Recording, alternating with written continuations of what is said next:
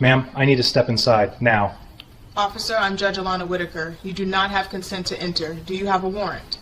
This is an investigation. We can do this the easy way. The easy way is you staying off my threshold without a warrant.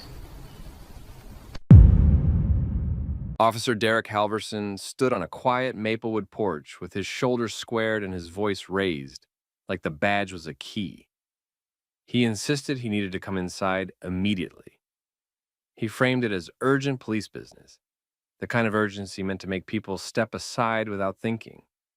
He added pressure in the same breath, consequences, obstruction talk, the usual intimidation moves. The homeowner didn't step back.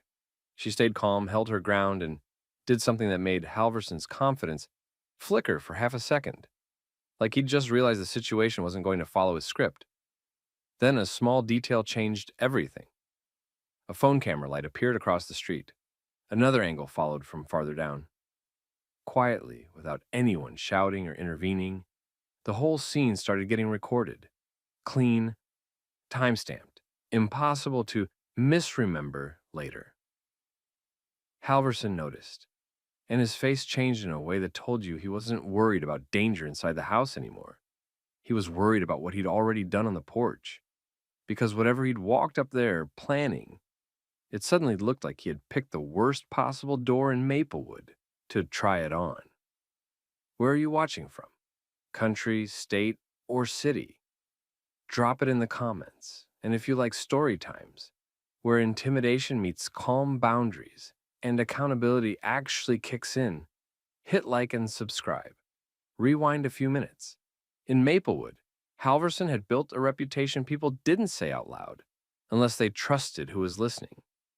Residents described him as the kind of officer who leaned on fear, especially with black residents, using threats and presence to force compliance first and justify it later.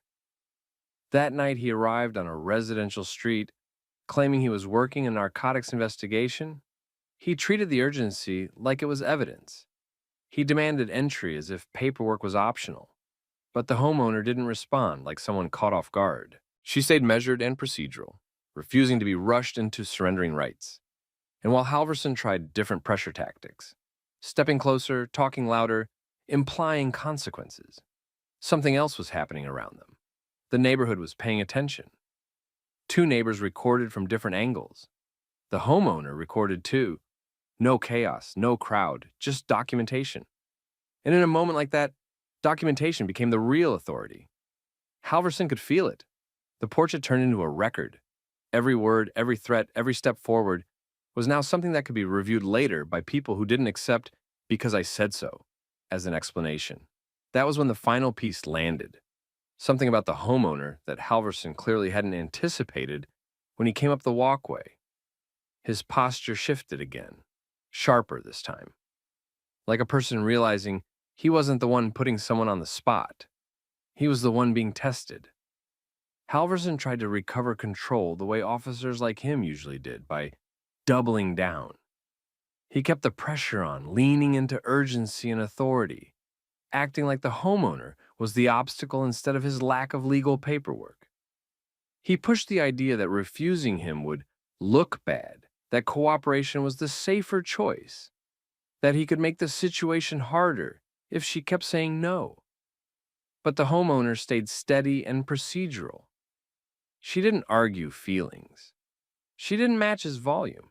She kept the issue narrow. Without a warrant, he had no legal right to enter. And with each repeated demand from Halverson, the recordings became more valuable. Because intimidation only works when it disappears afterward. Here it wasn't disappearing. Two neighbors kept filming from different angles, and the homeowner's own recording captured his tone and her calm refusal in a clean timeline. That meant if Halverson later tried to rewrite the story, claim consent, claim a threat, claim something in plain view, there would be receipts. That's when Halverson made his first real mistake. He let frustration show. Not a dramatic explosion, just enough to reveal what was underneath the Investigation Act. An officer used to people folding, suddenly facing someone who wouldn't. The mask slipped in a way cameras love. Subtle, clear, and impossible to explain away. Then the turning point hit. The homeowner identified herself clearly as Judge Alana Whitaker, a U.S. federal judge. You could feel the power shift without anyone needing to shout. Halverson didn't suddenly become polite because he respected the law. He recalculated because he understood consequences. A federal judge meant oversight. It meant credibility. It meant his Bodycam footage wouldn't just stay inside a department drawer. It meant his "I felt threatened" shortcut wouldn't land the way it sometimes did. And he knew he was still standing there with no warrant. So he backed down. Not with an apology. Not with accountability in the moment. More like a retreat. Pulling his demands back. Stepping away from the door. Ending the confrontation before it became a career-ending clip. He walked off the porch and left. The neighbors kept recording until he was gone, because that's what people did now when they'd seen too much go unchecked. They made sure the ending was captured, too. And that night, the story didn't stay on the street. The footage moved quickly, shared in neighborhood groups, sent to local contacts, forwarded to people who knew how complaints actually got processed. The same night, formal complaints were filed. Not vague ones. Specific ones. Timestamps, multiple angles, officer name, narrative consistent across recordings, which meant the department couldn't handle it the old way. They couldn't call it "he said, she said." They couldn't quietly dismiss it as a misunderstanding, because it wasn't just a resident's word this time.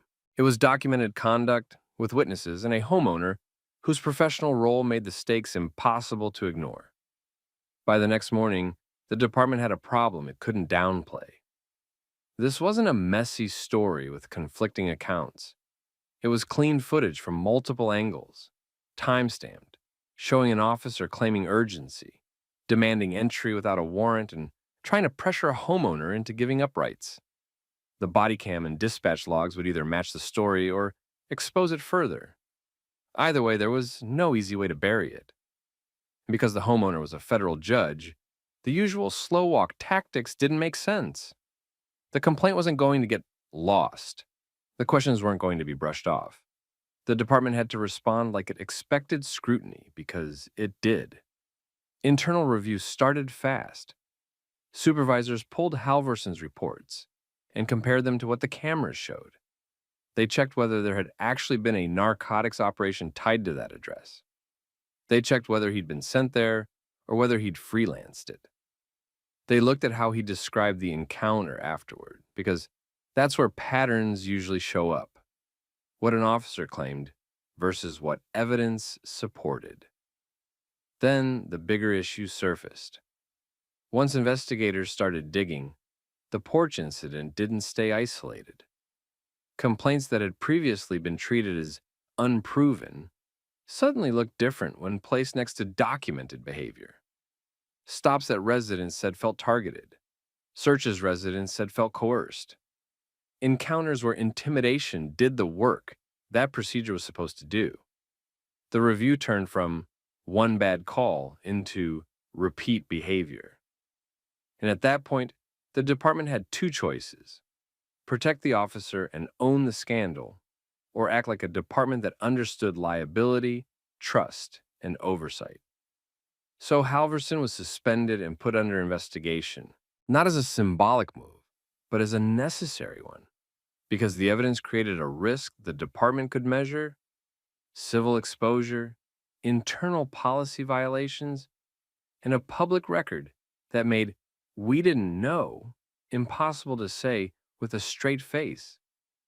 For the community, the shift was immediate. People who'd been afraid to complain before saw what documentation could do when it was clear and consistent. The story became a reference point, not gotcha content, but proof that calm boundaries plus recording could stop intimidation before it became something worse. And Judge Whitaker didn't have to give speeches or go on TV to make the point. Her role in the story worked like a spotlight. It showed exactly how an officer behaved when he assumed a resident had no power, and how quickly he changed when he realized the opposite was true. Halverson's career didn't end in that moment on the porch, but it entered a phase it couldn't escape. Formal investigation, scrutiny of past conduct, and a real possibility that the badge wouldn't survive what the record revealed. Once the investigation opened, the department's priority wasn't just discipline, it was containment. They had to answer basic questions fast. Why Halverson went to that address, what he claimed he was investigating, and why he tried to push entry without a warrant. With the porch footage already circulating, any gap between his written narrative and what the cameras showed would make things worse. So the review widened. Supervisors in internal affairs pulled prior incidents tied to Halverson and looked for the same markers people had complained about for years. Intimidation language, threats framed as routine, vague justification for stops, and reports that leaned heavily on officer discretion while offering thin facts. That's where the pattern became hard to ignore. It wasn't one misunderstanding. It was repetition, similar complaints, similar tactics, and similar outcomes. Except this time there was clean documentation and a homeowner with legal authority who couldn't be brushed aside. Community response shifted too. Residents who'd stayed quiet started filing their own complaints, not because they suddenly trusted the system, but because they saw something rare, a moment where evidence forced the system to respond. Some shared dates, badge numbers, and past interactions. Others offered to provide footage they'd kept but never thought would matter. And inside the department, the pressure wasn't just public, it was legal and procedural. A federal judge involved meant the department had to assume oversight would be serious, and that sloppy handling could turn a personnel issue into a much larger problem. Halverson's suspension stopped being the headline and became the beginning, an active investigation that threatened his certification, his position, and the department's credibility if they failed to act.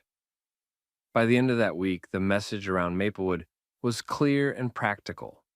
Intimidation worked best in private, and it fell apart in public. After the suspension hit, the department tried to regain control of the narrative.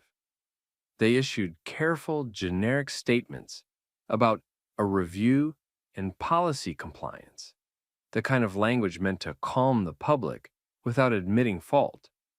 But the footage made that difficult because people didn't need interpretations anymore.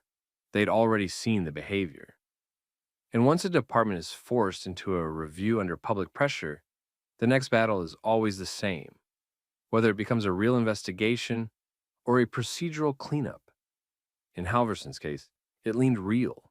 Investigators started checking what he had claimed that night against what could be verified. Calls, assignments, any documented narcotics operation connected to that address. The wrong house detail became central because it raised an uncomfortable possibility. He hadn't been following a real lead, he'd been following a habit. At the same time, the older complaints gained weight. People who'd been dismissed before now looked credible in hindsight because the porch footage showed a consistent style, forcing urgency, using threats to create compliance, then relying on the fact that most residents didn't have the time, money, or influence to fight back. Judge Whitaker didn't need to campaign against him. Her involvement did something stronger. It removed the department's ability to pretend the issue was unclear. Her calm refusal, the clear recordings, and the fact that she knew exactly what lawful procedure required made the contrast obvious. By the end of the process, Halverson's situation stopped being an officer who made a mistake and became an officer whose pattern finally got documented in a way that couldn't be explained away. And that was the long-term consequence. His career wasn't threatened by one confrontation alone. It was threatened because the confrontation exposed everything behind it. As the investigation moved forward, the story stopped being about one porch confrontation and turned into a department-wide test. Because now Internal Affairs wasn't just looking at what Halverson did that night. They were looking at whether supervisors had ignored warning signs, whether prior complaints had been dismissed too easily, and whether procedure had become something selectively enforced, depending on who was standing on the other side of the badge. That's why the review exposed more than Halverson's behavior. It exposed how predictable his behavior had become. Residents described the same approach over and over. Escalation first, paperwork later. Pressure to comply. Then a report written to justify the pressure. And once those accounts lined up with the porch footage, the department couldn't treat them like isolated grievances anymore. Halverson tried the usual defenses, framing it as misunderstanding, claiming urgency, implying he was acting in good faith. But the recordings limited how far that could go. Multiple angles and clear audio meant the department couldn't interpret away the central issue. He demanded entry without a warrant and used intimidation to try to get it. So the consequences sharpened. His suspension held. The investigation expanded, and with it came the real career threat, findings that could lead to termination, decertification, and potential outside scrutiny if the department's handling looked like a cover-up. Meanwhile, in Maplewood, something changed that departments often underestimate. People started documenting more. Not out of paranoia, but out of pattern recognition. The community had just watched proof do what complaints alone couldn't. The lesson wasn't, everyone is out to get you. The lesson was, if it happens, preserve it. And Judge Whitaker's role became a quiet example of how to handle power. She didn't scream, she didn't chase attention, and she didn't bend. She stayed calm, stayed inside the law, and let evidence carry the weight. That was the lasting impact. Halverson's intimidation only worked when it stayed private. The moment it became public, it started falling apart, piece by piece, complaint by complaint, until the system had no choice but to confront what it had been allowing. By the time the department finished pulling records, Maplewood understood what the porch incident really was. It wasn't a random mistake. It was a moment where a familiar tactic finally met three things intimidation couldn't beat: clear legal boundaries, multiple witnesses, and clean documentation. The department's internal review didn't just focus on that night. It forced leadership to confront what had been tolerated. An officer treating narcotics like a shortcut word, using threats to manufacture cooperation, and relying on the assumption that most people wouldn't be able to fight back. That assumption failed the second the cameras came out. Judge Alana Whitaker didn't win because she was louder. She won because she was precise. She didn't let the encounter drift into emotion or confusion. She kept it about one issue, no warrant, no entry, and let the recordings preserve everything else. And Halverson's retreat told the real truth. He wasn't confident in his legal footing. He was confident in people being too scared to challenge him. Once the footage spread, the complaints didn't feel like whispers anymore. They became a file, a pattern, a risk the department could no longer ignore without exposing itself. His suspension and investigation weren't just about punishing one officer. They were about the department trying to prove it wasn't the kind of place that protected behavior like that. The lesson that stuck with the community was practical, not dramatic. Procedure protects people, and evidence forces systems to act. So here's the question. If you were standing at that door, would you have known your rights well enough to stay calm? And if you were one of the neighbors, would you have recorded quietly, clearly, so the truth couldn't be rewritten later? Drop your thoughts in the comments. Share this with someone who needs the reminder that boundaries matter. And subscribe for more story times like this. Grounded, realistic, and focused on accountability. Hey, what are you doing out here? Sir, I'm headed to work. Work at 4 in the morning? Where? Moving job, about 20 miles from where I live. 20 miles on foot? Yes, sir. I don't have a choice. Look. At 4:20 a.m., Officer Miles Raines slowed his patrol car and made the kind of choice that could go two ways fast. A young man was power walking along the shoulder of a main road. No sidewalk, no businesses open, no reason anyone should be out there unless something had gone wrong. He wasn't stumbling or wandering.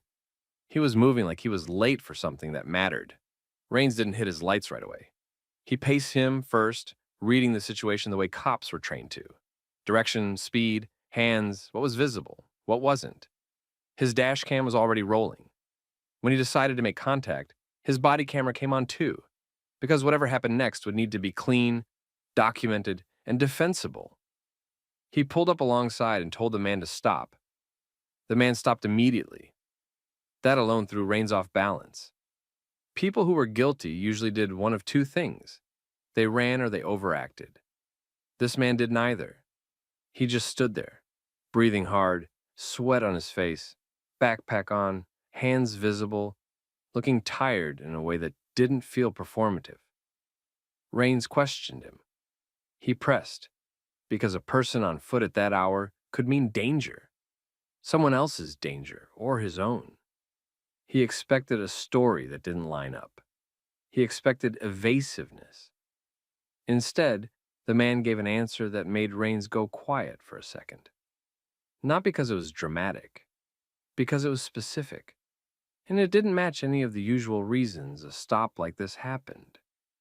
For a brief moment, you could practically see the officer's suspicion searching for somewhere to land and finding nothing. Whatever the man had just told him hit like an unexpected fact. The kind that forced Rains to reassess the entire situation right there on camera, while the road stayed empty and the morning stayed dark. And that was the moment everything shifted, because Rains realized this wasn't a man walking away from trouble. He was walking towards something he couldn't afford to lose. Where are you watching from? Country, state, city? Drop it in the comments. And if you like stories where someone stays calm under pressure and where accountability actually shows up in real life, hit like and subscribe, because this one didn't end on that roadside. That stop was just the beginning. To understand why Trey was out there in the first place, you had to understand what starting over meant to him. Trey had moved to Homewood, Alabama with his mother after they lost everything in Hurricane Katrina. That kind of loss didn't just erase possessions. It left a permanent fear of instability. Trey and his mom rebuilt carefully. No cushion, no extra. Just steady effort and the hope that life wouldn't reset them again. So when Trey landed a job with a moving company about 20 miles away, he treated it like more than employment. It was a lifeline, a chance to get ahead instead of surviving week to week. Then, on the morning he was supposed to start, his old car finally died. No warning that mattered. No easy fix. Just a dead vehicle and a start time that didn't care. Trey didn't have money for repairs. He didn't have money for a tow. And he didn't have the kind of situation where he could miss day one, apologize later, and assume people would understand. He knew how employers saw it. Unreliable before you even begin. So he made a decision that sounded extreme until you measured it against his reality. He set an alarm for midnight and started walking. Not for attention. Not to prove a point. Because the alternative felt like sliding back toward the edge he and his mom had been fighting to stay away from. As the night went on, the walk became exactly what you'd expect, exhausting. His legs burned. His pace slowed and sped up in waves. He kept checking the time, adjusting his effort, refusing to let his body decide for him. He wasn't walking for fitness. He was walking to keep his job, before he even had it. By the time he reached the stretch of road where Officer Rains found him, Trey had been on his feet for hours. He looked like someone who'd been pushing through pain for a reason he couldn't explain quickly without sounding unbelievable. And that was the problem. Because from the outside, alone, moving fast, backpack on, in the dark, Trey looked like the kind of suspicious that got people stopped. Rains followed because that was his job. He wasn't going to ignore a person moving like that at that hour and risk it turning into something worse later. But Trey wasn't thinking about how it looked. He was thinking about the clock, the job site, and what missing this opportunity would do to his life. So when Rains finally pulled up and made contact, it became a quiet chess game. Authority on one side, determination on the other. Rains controlled the scene with questions and presence. Trey controlled his own outcome by staying calm, staying clear, and not giving the situation anything it could twist into a different story. And then Trey explained why he was out there. He didn't dress it up. He didn't get emotional. He just told the truth, where he was headed, how far it was, and why turning back wasn't an option. That truth, simple, disciplined, and painfully real, was what shocked the officer, because it meant the suspicious thing wasn't crime. It was commitment. And on camera, with the roadside quiet and the moment fully documented, Officer Rains had to decide what kind of person he was going to be next. Officer Rains kept the stop tight and procedural at first, because that was how you avoided problems later. He asked for Trey's name, where he was headed, and why he was out there at that hour. He kept his tone controlled and his distance consistent. He didn't escalate, but he also didn't relax. Trey answered the way someone answered when they couldn't afford to be misunderstood. He didn't argue the stop. He didn't act offended. He stayed focused on facts, where the job was, when he had to be there, and what had happened to his car. Rains tested the story without turning it into a scene. He asked follow-ups that would catch a lie if it existed. He looked at Trey's condition, sweat, fatigue, the way his legs kept subtly shifting like they were cramping. He looked at the phone map in Trey's hand. He looked at the direction of travel. And slowly, the suspicion ran out of places to hide. Because Trey wasn't giving the energy of somebody avoiding consequences. He was giving the energy of somebody chasing a deadline. There was a short pause where Rains clearly recalculated. His body cam was recording his face, his silence, the moment his assumptions met reality. That mattered.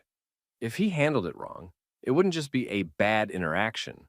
It would be documented by his own equipment, by dispatch logs, by any later review.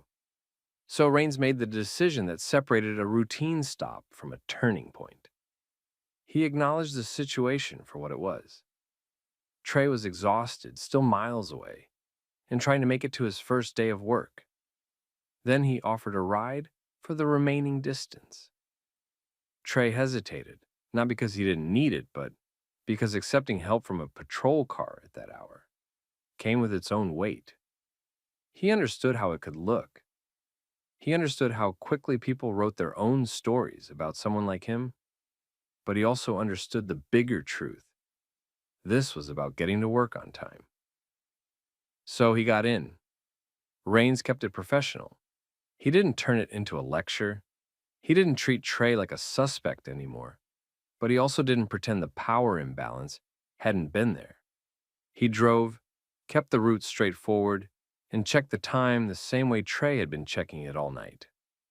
On the way, Trey gave the simple version of his life, enough to explain why this job mattered so much.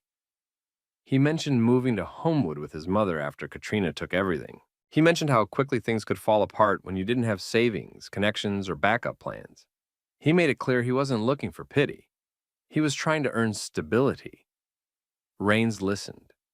And you could tell the story was landing on him in a way he didn't expect, because his questions shifted from suspicion to logistics.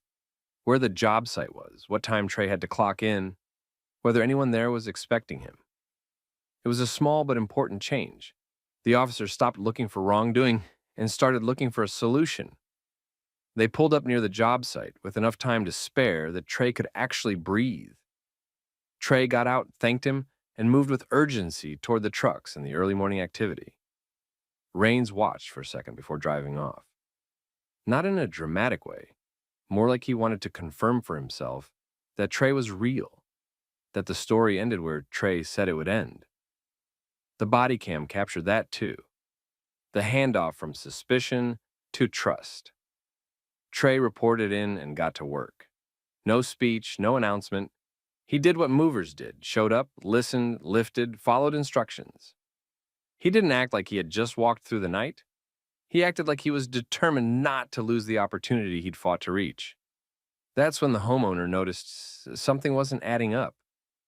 The homeowner saw the exhaustion in Trey's face, the way he pushed through the work anyway, the way the crew reacted to him with a mix of disbelief and respect. Eventually, the explanation surfaced. Trey had walked for hours, been stopped by police, and still made it on time. The homeowner didn't treat it like gossip. They treated it like a story that needed to be told while it was still fresh, while it still meant something. They posted it on Facebook.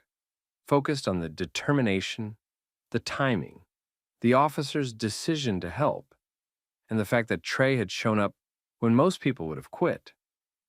And almost immediately, the post started moving. At first it was friends, then friends of friends, then people outside the neighborhood, outside the city, sharing it with the same reaction. Disbelief turning into respect. Trey was inside a house carrying boxes, trying to earn his first day like it was any other. Meanwhile, his life was starting to change online without him even touching his phone. The Facebook post didn't spread because it was polished. It spread because it was simple.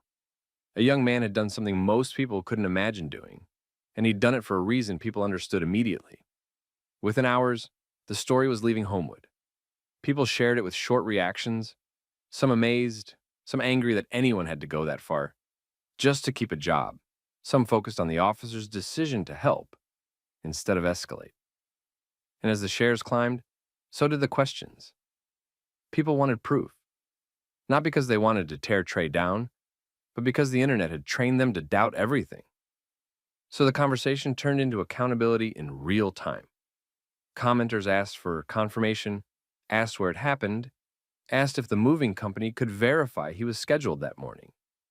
The homeowner responded with what they had: timing, location, and the basic details of what they personally witnessed. The moving crew backed it up in their own circles. And the most important piece wasn't a dramatic video. It was that the story matched reality in ways that were hard to fake. The job site, the company trucks, the supervisor's confirmation, and the fact that Trey was still there working instead of chasing attention online. That was when someone took the next step. A GoFundMe was created to help Trey get reliable transportation. The goal was modest at first, enough for repairs, enough for a used car, enough to keep him from ever having to make that walk again. Then the donations started coming in faster than anyone expected. $5, $10, $50. People who had never met Trey donated because the story hit a nerve. A person doing everything right and still getting one breakdown away from losing everything. As the total climbed past the goal, the tone shifted again. It stopped being just about help. It became about what kind of community people wanted to be. One that watched struggle as entertainment, or one that actually changed the outcome. Trey didn't even find out the full scale of it immediately. He was still focused on work, showing up the next day and the next, acting like the safest move was to stay consistent and let the noise pass. But the noise didn't pass. Local pages picked it up, then larger accounts. The same short summary kept circulating, and each time it did, more people asked the same question. Who was this guy, and why was he left with no option but to walk? That question reached the moving company in a way no internal report ever could. First, it hit managers. Then it hit someone higher. Eventually, it reached the CEO. And when it reached him, it didn't land as a feel-good post. It landed as a public test of the company's values. Because now thousands of strangers were watching what the company would do with the fact that their new hire had nearly walked a full marathon twice over, just to avoid missing day one. The CEO didn't treat it like a marketing moment right away. He verified it. He checked schedules. He confirmed the job site. He confirmed Trey's start date and clock in. He asked about performance, whether Trey had actually shown up ready to work, whether he had done the job without complaint, whether this was real. Every answer came back the same. Trey had earned his place the hard way, and nobody had handed him anything. So the CEO made a decision that was both personal and strategic. He was going to show up himself, not to send a message through an email, not to post a statement, to appear in front of Trey face to face and change the practical problem that started all of this. Because at that point, the story wasn't just about one walk. It was about whether the people with power, resources, and visibility would respond like human beings or like bystanders. The Facebook post kept spreading, and the GoFundMe didn't just meet its goal. It blew past it fast. As more people shared it, the moving company's name got pulled into the spotlight. And the question became simple. What would the company do now that everyone was watching? The story reached the CAO. He didn't just react online. He verified the basics, then showed up in person. Trey was still working, still trying to keep his life normal. When the CEO spoke with him, Trey confirmed what happened in the same practical way he'd been doing from the start. The car died. He couldn't miss day one, so he walked. Then the CEO solved the core problem. He gave Trey a car. That moment spread too, and it sparked the phrase people started repeating everywhere. Be like Trey. Not meaning walk 20 miles, but meaning show up, stay disciplined, and do the right thing even when it's hard. Trey didn't become a celebrity in his own life. He kept working. He used the support to stabilize things at home with his mom. The attention was overwhelming, but the outcome was practical. Transportation meant he could keep the job without risking another crisis. And quietly, the incident became a reference point, something people brought up later when they talked about dignity, assumptions, and what it looked like when a community decided to help a person who was already helping himself. In the end, that night didn't change Trey because he became famous. It changed him because one impossible choice led to a chain of reasonable help at the exact moment it mattered. So, here's the question for you. If you saw someone pushing through like that, would you assume the worst? Or would you pause long enough to learn the truth?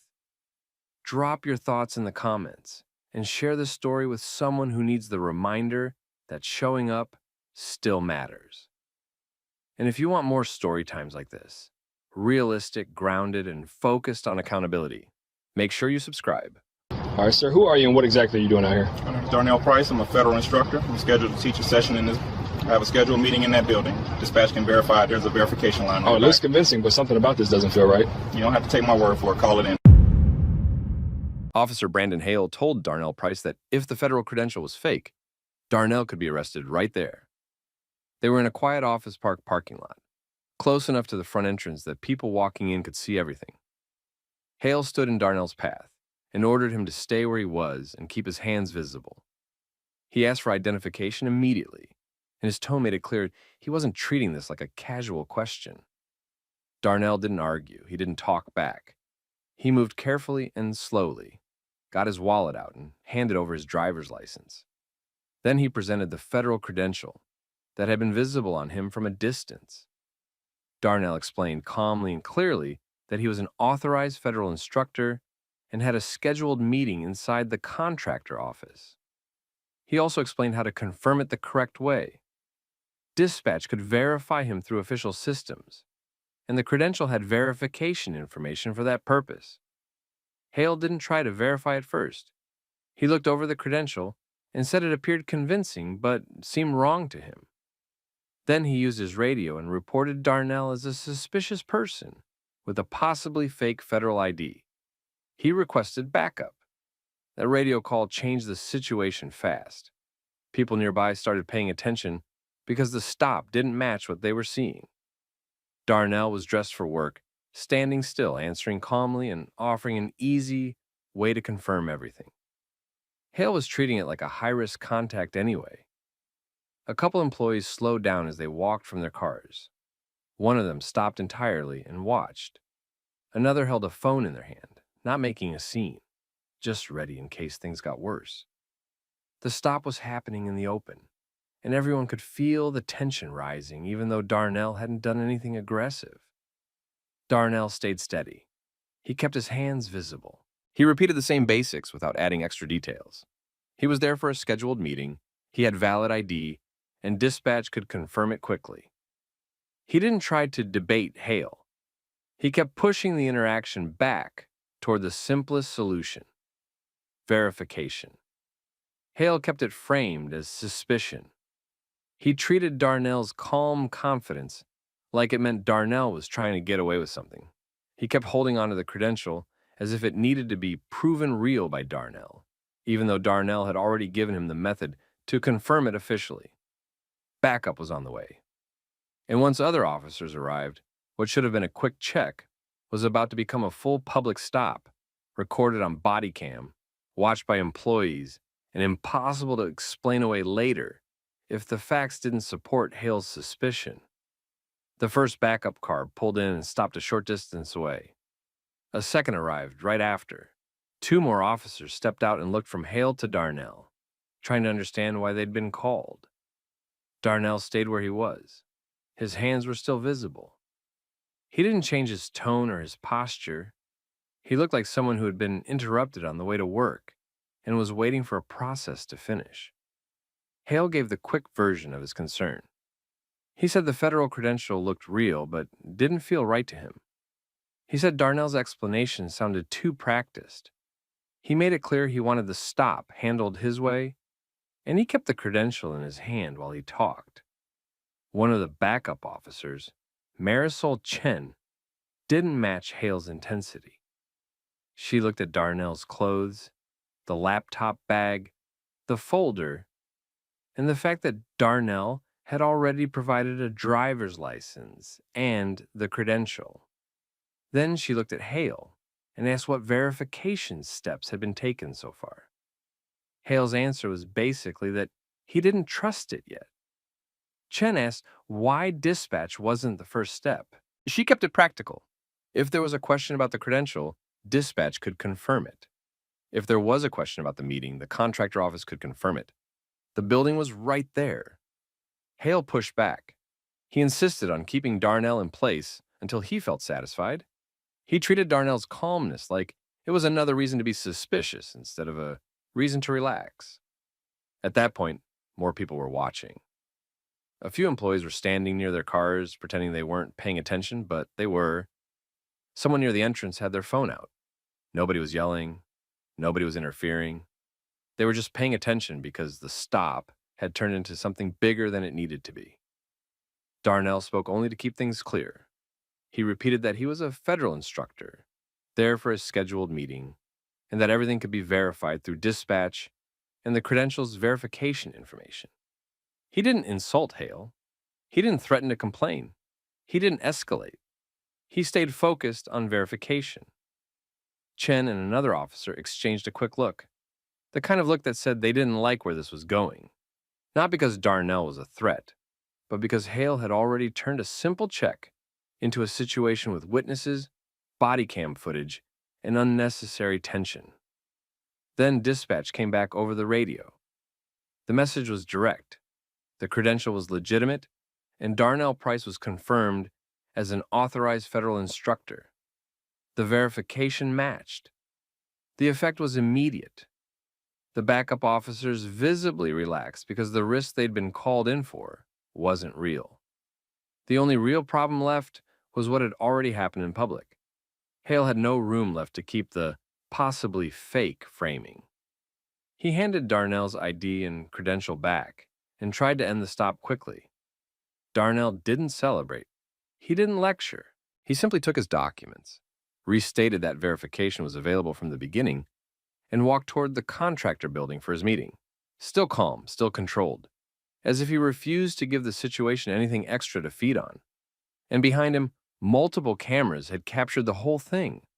How fast Hale assumed, how long he delayed verification, and how different the stop looked once the facts couldn't be ignored. Darnell walked into the contractor building like he still had a job to do, because he did. Inside, the air felt different than the parking lot. Quiet, controlled, people speaking in low voices. At the reception desk, he gave his name and the meeting contact. The receptionist recognized the appointment immediately. A manager came out to meet him, and Darnell was escorted back the same way any scheduled instructor would be. But the stop had followed him in. Two employees in a hallway gave him a quick look that said they'd either seen it themselves or heard about it already. Someone asked if he was okay. Darnell kept it short and professional. He didn't tell a long story. He didn't try to rally people. He just said it had been handled and he was there for the scheduled session. That choice mattered. Darnell didn't let the stop become his personality for the day. He focused on the work in front of him. Still, the building had its own internal network.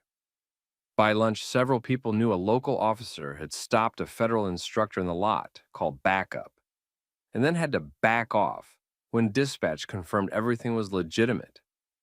A few people had recorded parts of it from a distance. Others had just watched long enough to feel uncomfortable. And unlike a street corner, an office park had names and departments attached to everything. One employee forwarded a short clip to a coworker. A coworker sent it to a supervisor. A supervisor asked building security what they knew. Security didn't have to guess. The lot had cameras, the lobby had cameras, the officers had body cams.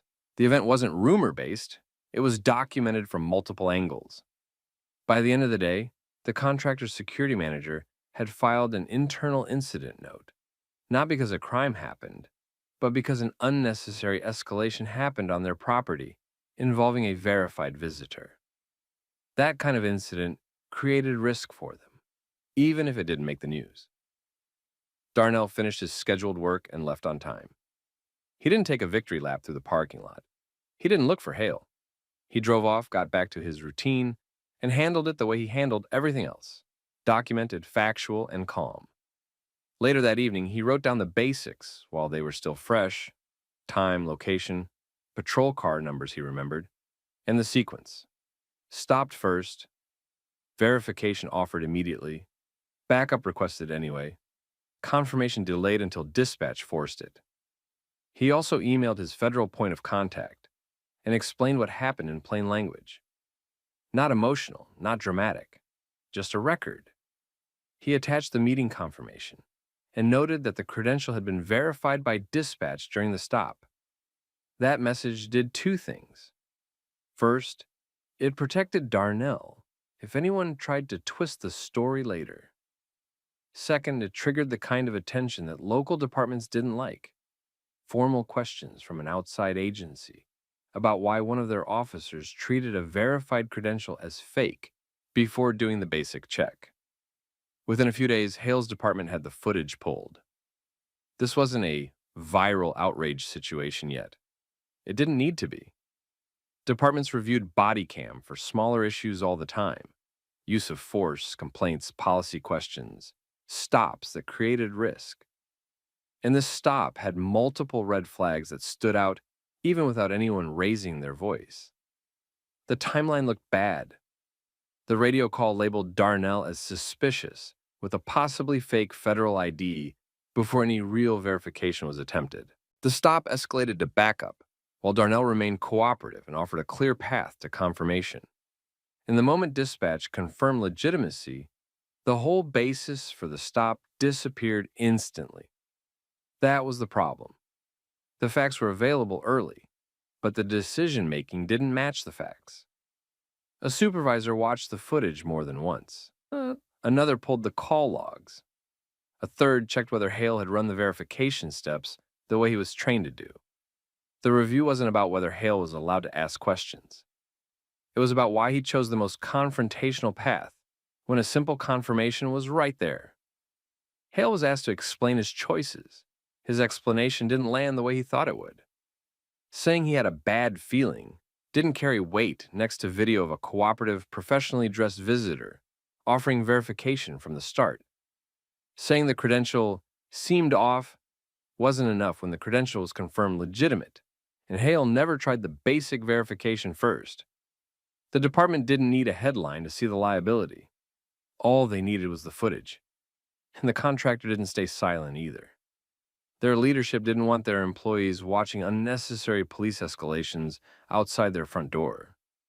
It created tension, fear, and legal exposure. They asked for a meeting with the department's community liaison and requested clearer procedures for contacts involving verified visitors on their property. Darnell didn't become a public face overnight. He didn't go online trying to build a moment. He kept it formal and focused. Documentation, follow-up, and making sure the record matched reality. Because he understood something Hale didn't seem to understand in that parking lot. When everything is recorded, confidence isn't a bluff. It's just what truth looks like when it doesn't panic. Within 2 weeks, the stop had moved from something awkward that happened in a parking lot to a documented issue with names, timestamps, and policy questions attached to it. The contractor's security team pulled their lot footage and saved it with the time markers. their leadership didn't treat it like gossip. They treated it like risk management. An incident involving a verified visitor, multiple officers, and employees recording outside the front entrance was the kind of thing that could turn into a complaint, a lawsuit, or a workforce problem if it happened again. They asked the police department for a formal review and requested a point of contact, not to attack the department, but to make it clear they expected future contacts on their property to be handled with verification first, not escalation first. At the department, Hale's body cam was reviewed along with the radio traffic and dispatch logs. The review focused on decisions, not just tone. The key issue was simple. Hale treated the credential as fake before using the verification process that existed to answer that exact question. He asked for backup, while Darnell remained cooperative and provided the fastest path to confirmation. And he used possibly fake federal ID language over the radio without having done basic checks first. When supervisors watched the footage, they didn't just see a stop. They saw avoidable exposure. Hale was pulled into meetings with a supervisor and internal review staff. He was asked to explain why he escalated without verifying first, why he described the situation the way he did on the radio, and why he kept control of the stop even when backup officers questioned the approach. The outcome wasn't a dramatic public firing. It was more realistic than that. Hale was placed on a corrective track, documented counseling, mandatory retraining on identification verification, and suspicious person stops, and a warning tied to future stops. The message was that he could not rely on instinct alone when a quick confirmation was available, and he could not turn a cooperative contact into a high-tension scene because he didn't like being corrected by facts. The department also sent a short internal reminder to patrol. When a credential is unfamiliar, verify it through dispatch first. Keep radio descriptions accurate and limited to observable facts. Avoid language that escalates a scene without cause. And remember that body cam and bystander video will show whether the officer chose the least risky option. On the contractor side, procedures changed too.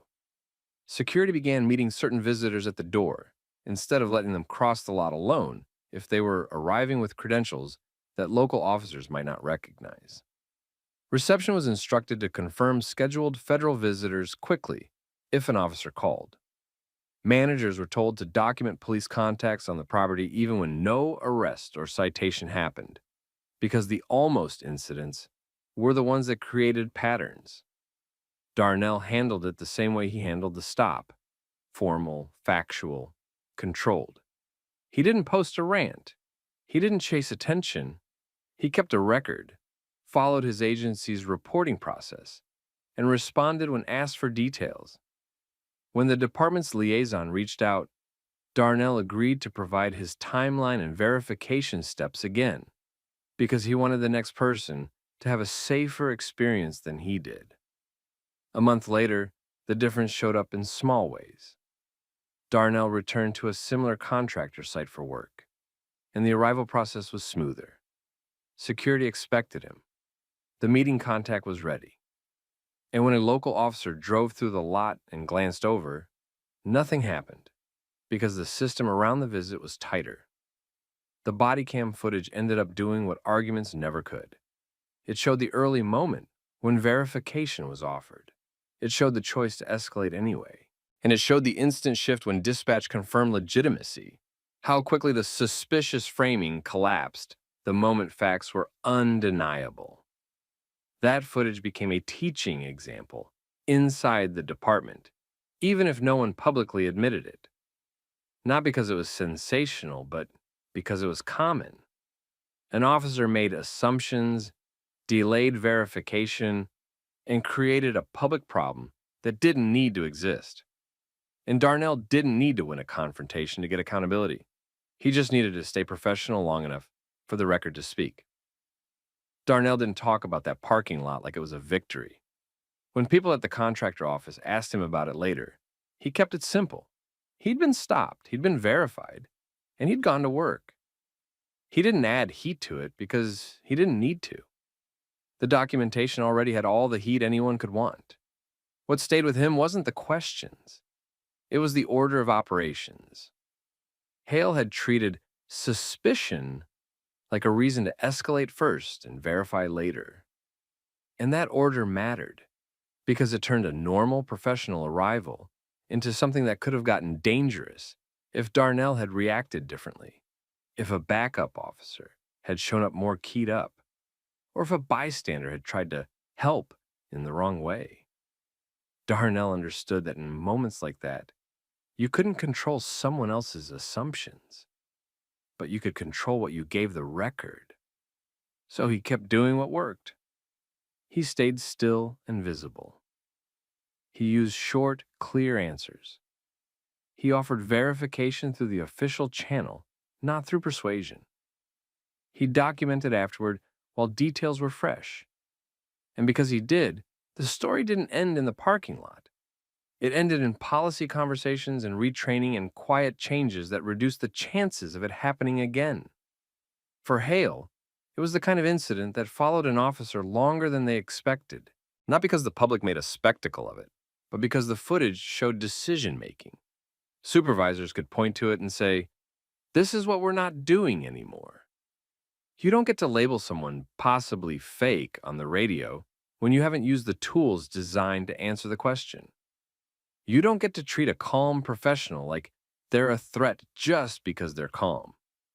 For the contractor, it was a reminder that safe environments still needed procedures. They couldn't assume everyone would be treated normally just because the buildings were clean and the parking lots were quiet. They tightened arrival protocols, improved coordination with dispatch and local patrol, and made sure visitors didn't have to rely on luck to be treated like they belonged. And for the employees who watched that day, it did something you can't undo. It taught them how fast a normal moment could turn into a public problem, and how important it was that someone had recorded it, because that was the real accountability in this story. Not a speech, not a viral headline, just a clean timeline, captured on Bodycam and phones, showing that the truth was available early and ignored until it couldn't be. Now here's the question for you. If you were standing there watching, would you have recorded? Would you have walked past and told yourself it was none of your business?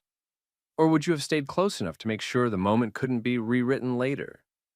Drop your thoughts in the comments, and if you've ever had a verification should have been enough situation happen to you, or someone you know, share what it looked like. And if you want more realistic story times where calm, documentation, and procedure lead to real consequences, make sure you like this video and subscribe so you don't miss the next one. Ma'am, step away from the vehicle and keep your hands where I can see them. Why? I am Judge Elena Brooks. I'm asking you to verify before you put your hands on me. Ma'am, this vehicle matches a stolen vehicle alert. Put your hands behind your back. I'm not refusing. I'm asking you to verify You before can explain all that detain me. later. Right now you're being detained. Elena Brooks had one foot on her driveway and her keys still in her hand when Officer Kevin Rourke yanked her wrists behind her back. He didn't ask her to wait while he verified anything. He didn't check her plate twice. He didn't even look toward the front door she'd just parked in front of. He pressed her against the side of her own gray Audi and told her, like it was already settled, that the car was stolen, that she was being detained for auto theft, and that her trying to explain was resisting. Elena didn't raise her voice. She didn't move fast. She kept repeating the same simple request. Run the plate again, confirm her ID, call dispatch, do the basic checks. She told him she lived there, right in that house, and that verification would take less time than the handcuffs. Rourke treated calm like disrespect. The cuffs clicked shut anyway. Then he walked her, still in her work clothes, still holding herself together, past her own mailbox and into the backseat of his cruiser, as if the neighborhood didn't exist. And the neighborhood did exist. A woman across the street, Mara Ellis, had been dragging 2 grocery bags from her trunk when she froze mid-step. She watched the cuffs go on, watched Elena's head stay level, watched the officer move with the kind of confidence that didn't match the situation. Mara didn't start filming because she wanted drama. She started filming because She knew what happened when the only record came from one uniform. A few houses down, a man walking his dog slowed to a stop at the corner and stared, confused in the way people get when something can't be happening right in front of them. Another neighbor cracked their front door and lingered half hidden behind it, not sure whether to step in or step away. The street was quiet, but it wasn't empty. And Elena understood in real time that this wasn't just a mistake anymore. It was becoming a story someone would later try to explain. Before we go on, tell us where you're watching from in the comments, your country, your state, whatever you feel like sharing. And if you're here for stories where someone stays composed, evidence gets preserved, and accountability actually lands, hit like and subscribe so you don't miss what comes next. Now rewind, because the way this started mattered. It was a Tuesday afternoon in Westfield Heights, Colorado, the kind of neighborhood that ran on routines. School pickup traffic, the same dog walkers, porch lights coming on early in winter.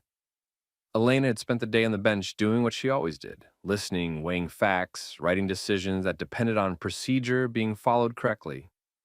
She was 49, a state appellate judge, the kind of person trained to separate feelings from facts under pressure. She'd been careful of her whole career, not just in court, but in the way she moved through the world. Calm voice, clear words, no sudden motions when a situation could be misread. When she turned onto her street, she noticed a patrol SUV behind her. That by itself wasn't unusual. In Westfield Heights, patrol cars cruised slow, proactive, relying heavily on alerts and scanners that were supposed to make policing efficient. The problem was what people did after the alert. Elena pulled into her driveway like normal. She parked in front of her own garage, the front of her house right there in full view. She reached for her bag, already thinking about dinner and emails she hadn't answered. Then the SUV rolled in and stopped behind her in a way that blocked her out. Officer Rourke got out quickly, one hand near his belt, posture rigid. He didn't start with a question. He started with certainty.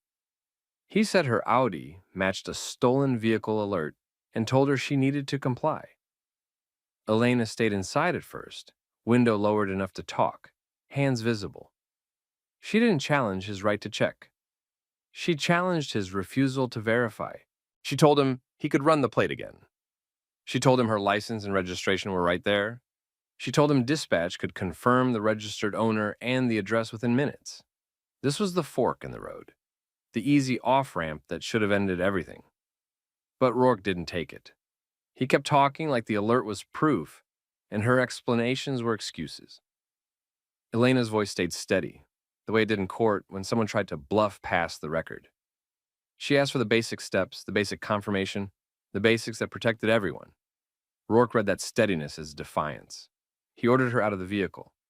Elena complied, slowly, carefully, narrating her movements with the caution of someone who knew how quickly sudden could be turned into threatening. She stood near her door, shoulders squared but not aggressive, and repeated the same request. Verify the plate, verify the ID, confirm the address. Rourke moved closer instead of checking. He reframed her insistence on verification as non-compliance. He treated her questions as obstruction. He used the language that made escalation sound justified. And then he put her in cuffs. The shocking part wasn't that a stolen vehicle alert existed. Those alerts were wrong all the time. Bad reads, outdated entries, clerical errors. The shocking part was that Elena gave him multiple clean ways to confirm the truth, and he chose control instead. Because once he decided she was resisting, the facts stopped being the point. And that's how a judge ended up sitting in the back of a cruiser in her own driveway, while the officer still hadn't done the one thing that would have settled it: pick up the radio and verify. Elena stayed in the back seat of the cruiser with her hands cuffed behind her. She sat upright because the cuffs made it hard to shift without scraping her wrists. She kept her breathing slow and her voice steady. Outside, Rourke didn't treat it like a quick mistake and stop. He treated it like a scene he needed to control.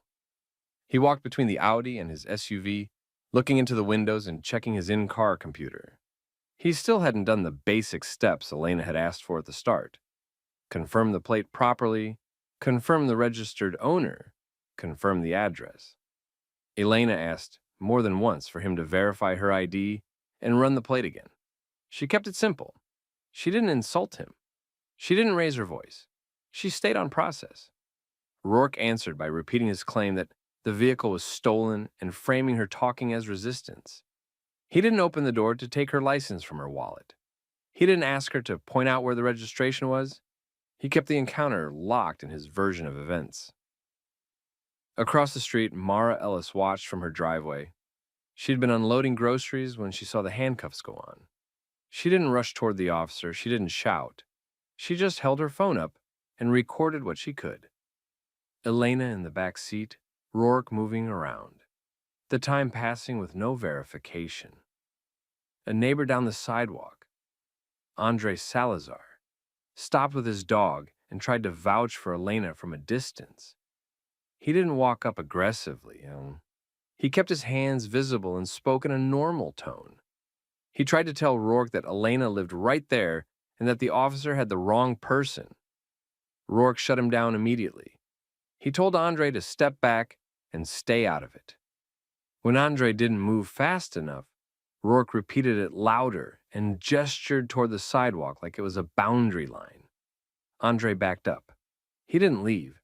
He stayed where he was, watching, because it felt wrong to disappear. That was the pattern of the next half hour. Elena asking for basic verification, Rourke refusing to take the fastest path to the truth, and neighbors watching it happen. Time mattered here. If the stop was truly about a stolen vehicle alert, the fastest outcome would be verification. If it wasn't, time worked as pressure, keeping Elena restrained long enough to make the stop feel serious, long enough to make bystanders doubt what they saw. Rourke kept stretching the time. He made radio traffic that sounded like he was seeking confirmation, but the way he moved didn't match urgency. He didn't act like someone trying to clear an innocent person quickly. He acted like someone trying to protect the decision he'd already made. Elena stayed controlled, but the humiliation was real. She was in her own driveway, in a neighborhood where she knew people recognized her car, her routine, her face. She kept her expression neutral because she understood how easily emotion could be used against her later.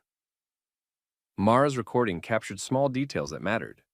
How long Elena stayed cuffed, how often Rourke ignored the simplest verification options, and how he reacted when other people tried to speak. At around the 30-minute mark, another patrol vehicle turned onto the street.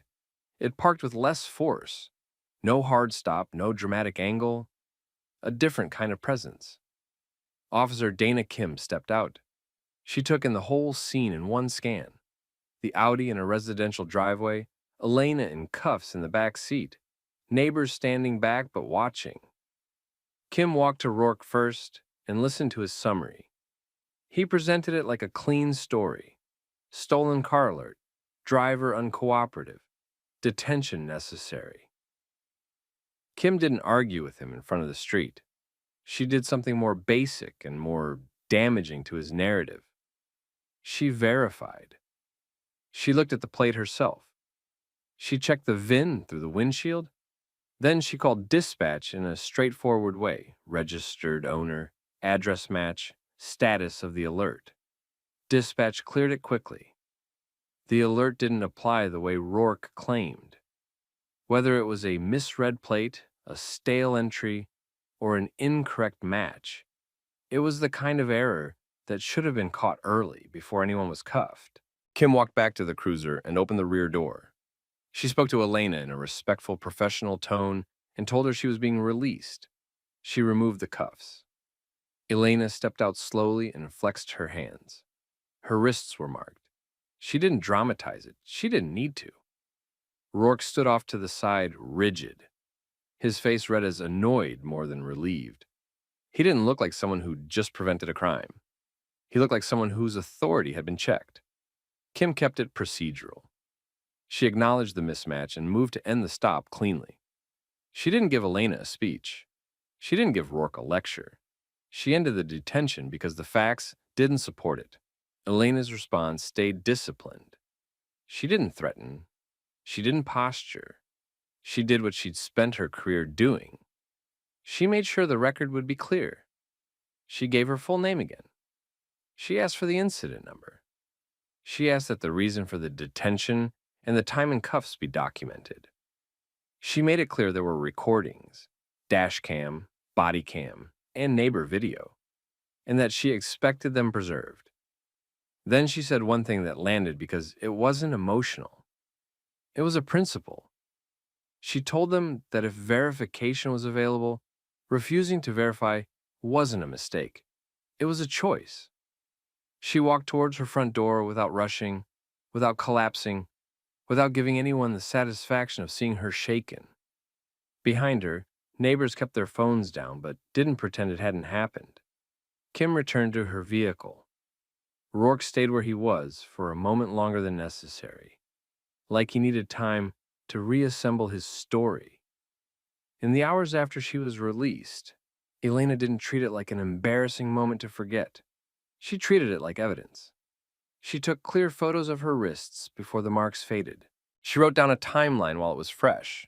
When the stop started, when the cuffs went on, how long she sat in the cruiser, when backup arrived, and when she was released.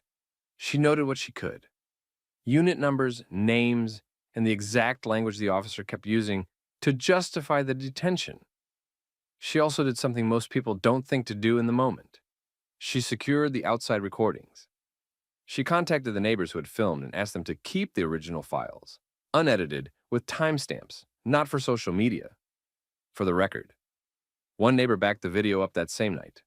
Another saved it in 2 places after hearing how often footage disappeared once a complaint started.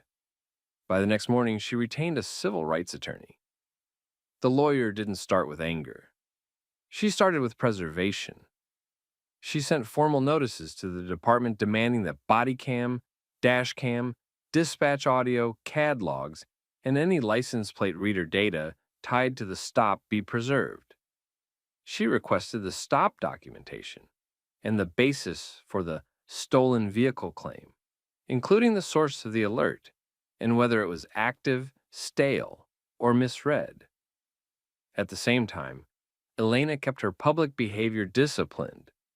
She didn't do a victory lap. She didn't make big statements. She understood that public emotion gets used to distract from facts. The department's first response was predictable. Vague language, minimized time, and heavy emphasis on safety procedures. They tried to frame the outcome as quick and routine, as if cuffs were just a temporary inconvenience. But the neighbor videos undermined that framing. They showed the driveway and the house in the background. They showed how long she stayed cuffed. They showed the officer refusing the fastest verification steps while repeating language that turned calm questions into resistance. They showed how the officer treated witnesses as interference instead of help. Once that footage circulated locally, the story didn't rely on anyone's interpretation. People could see the sequence. That's when the internal review started moving. Internal Affairs pulled dispatch audio, CAD timestamps, and the officer's report.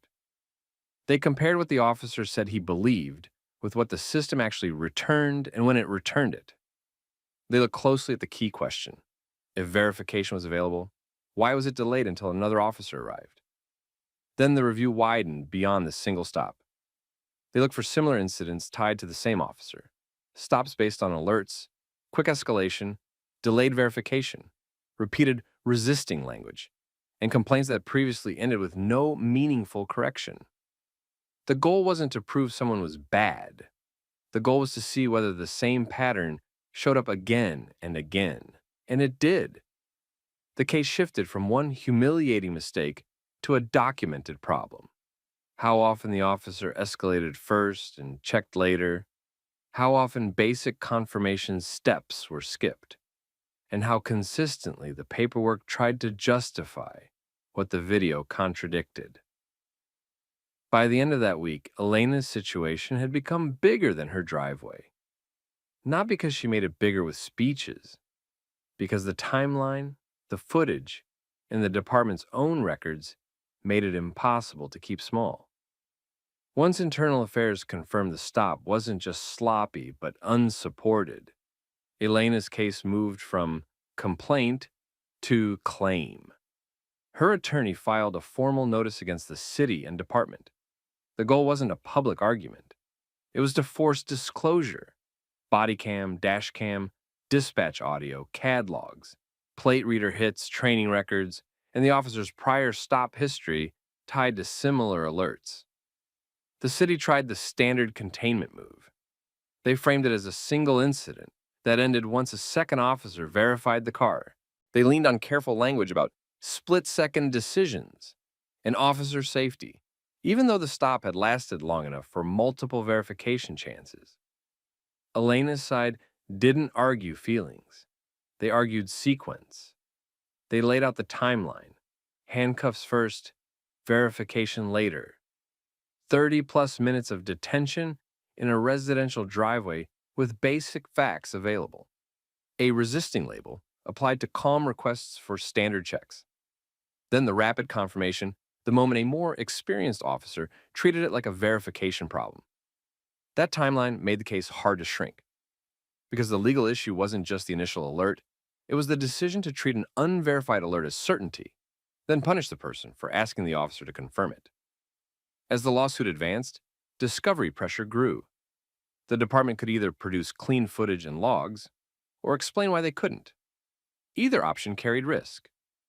If the records existed, they would show the choices made in real time. If records were missing, that raised a different kind of alarm. Meanwhile, Internal Affairs findings widened. The review didn't just look at Elena's stop report, it looked at the officer's pattern. Stops with similar escalation, similar language, similar delays in verification. Complaints that had been minimized before. Supervisors who had let it slide. That mattered because it changed the posture of the entire case. A single mistaken stop could be defended as error. A repeated pattern suggested training failures, supervision failures, and policy violations that the department tolerated until the wrong person got caught in it. The city's tone shifted once that pattern became documentable. Settlement talks started. The city explored resolving it without trial, not out of generosity, but because trials create permanent records. Trials put policies, footage, and internal discipline decisions under a microscope. Elena's side pushed for two things at the same time: compensation and reforms. Money addressed the harm, but reforms addressed the repeat. The negotiations focused on measurable changes, mandatory verification steps before handcuffing on alert-based stops, supervisor review triggers for resisting language, audits of stolen vehicle stops, and bodycam compliance enforcement with real consequences. The city also had to deal with the public side without turning it into theater. Local attention kept pressure on, but Elena didn't feed it. She stayed disciplined and let the process work, knowing that credibility grows when you don't exaggerate. By the end of this phase, the case was no longer just about what happened in a driveway. It was about whether a department could keep relying on alerts and authority while ignoring verification, and whether the system only corrected itself when someone with resources forced it to.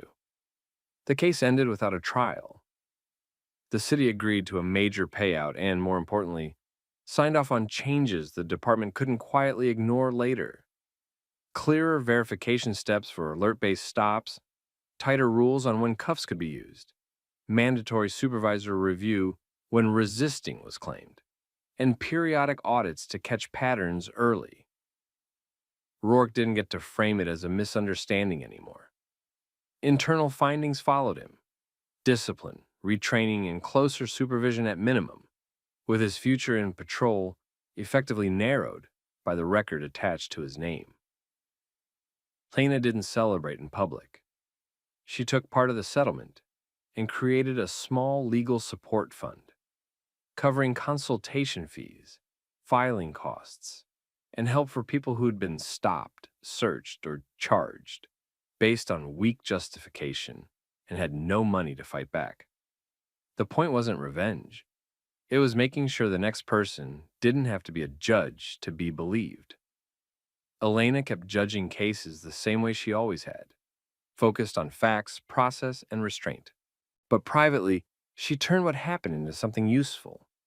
Her legal support fund helped people who would normally be pressured into dropping complaints or taking bad deals because they couldn't afford a fight.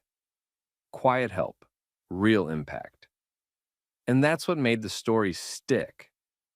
It wasn't about one person winning an argument. It was about a system being forced, by records, not rumors, to admit what it did. So here's the question. If you were Elena, would you have stayed quiet to protect your peace? Or pushed until the paperwork changed? And if you were a neighbor, would you have filmed, spoken up, or stayed inside?